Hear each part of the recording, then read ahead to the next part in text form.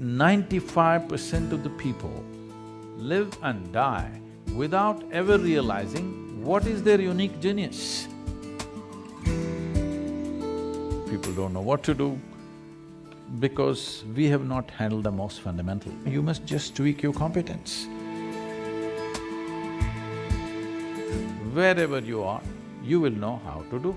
You will function to the best of your intelligence and capability.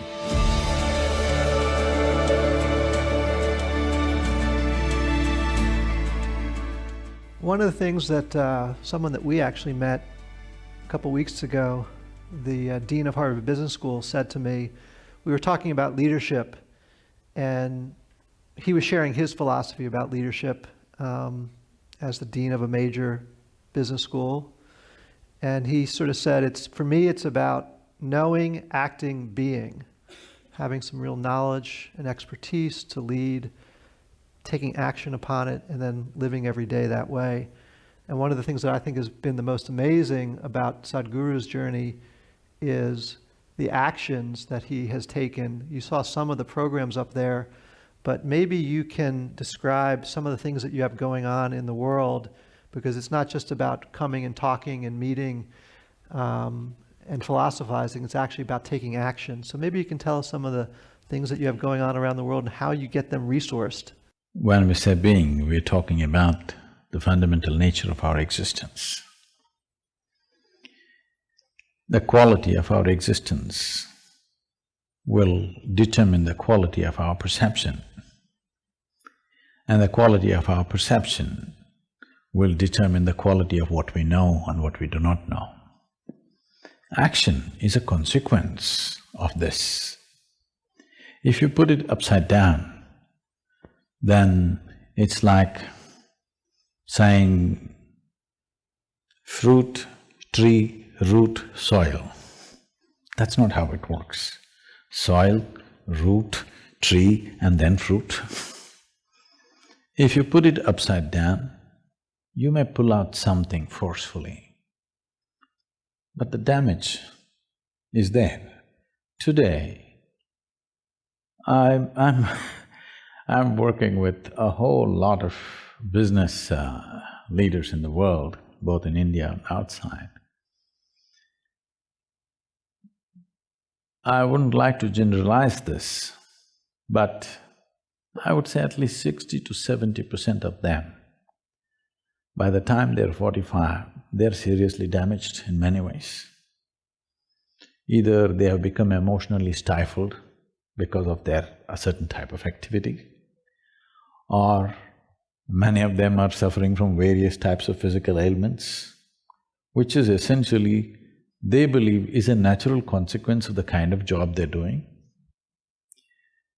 Because you're doing things forcefully. If you do not understand the natural order of things as to how life blossoms, if you want the fruit first before the tree, obviously it involves forceful ways of doing things. When you do forceful ways of doing things, one thing may be achieved, but the rest is damaged. Most affluent societies in the world, everywhere, not just here, are going through this. They have become affluent, but the fundamental idea of seeking affluence, either in individual life or in a society or in a nation, is because it will give us a choice fundamentally of nourishment and lifestyles. This is the reason why human beings seek affluence, so that it'll give us a whole choice of nourishment and lifestyles. Now, if you look at people's lives, these choices are not something that they're enjoying. These choices are just freaking them out. People don't know what to eat, people don't know what to do, because we have not handled the most fundamental. We want to be on the racetrack, but we don't want to build a machine for it, we just want to win. Nobody wins a race because they desire it. Who doesn't desire victory? Everybody does. But only competence wins in the end. So whether it's in a school or in a college or in a professional atmosphere, Instead of tweaking our competence, we are tweaking our desire, which we call as ambition or goal-orientedness or whatever. You're tweaking your desire without tweaking your competence, or you may be tweaking your competence, but it's coming behind the desire. No, you must just tweak your competence. What you can do may be beyond your desire, or it may be little less than that, we don't know. But without tweaking your competence, you're trying to tweak your desire, which causes an unnecessary sense of stress when you do well.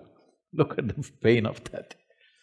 You're suffering your well-being.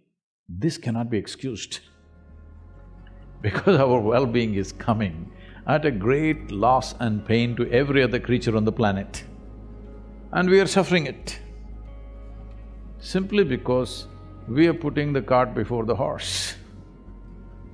So, you cannot do being in the end, doing, knowing and being, no. Being first, how to be. If you don't know how to be, wherever we put you, you will suffer. If you know how to be, whether you work here in San Francisco or you have to work in the Mars, it doesn't matter. Wherever you are, you will know how to do. What will you do? You will function to the best of your intelligence and capability. That's all you can do. In our lives, if we do not do what we cannot do, it's not an issue. But if we do not do what we can do, we're a disastrous life. That's all we're trying to avoid, that we don't end up not being able to do what we can do. But once you create this unnecessary, completely avoidable stress that your desire is bigger than your competence, without tweaking the competence, instead of focusing everything and tweaking the competence, we are tweaking the desire. Now you're creating a situation where there is stress. Stress means you're moving towards incompetence, not towards competence. Any machine on the planet will function at its best only when there is no sense of friction. The least amount of friction means that machine is the most efficient machine. Why is that not true for human mechanism? If this functions with least amount of friction, this will function at its best. Will I be as good as you? Maybe not. But I will be at my peak, and that's all. And every human being has come with a certain genius. But I would say, because of the type of schooling that we have taken to in across the world, not in any one place, and the way we are approaching life, I would say 95% of the people live and die without ever realizing what is their unique genius. Only 2 to 5% of the people realize the genius of what they're capable of. Rest will all do something that somebody else is doing, they want to do that. They want to do that better than them. That is their idea of well-being.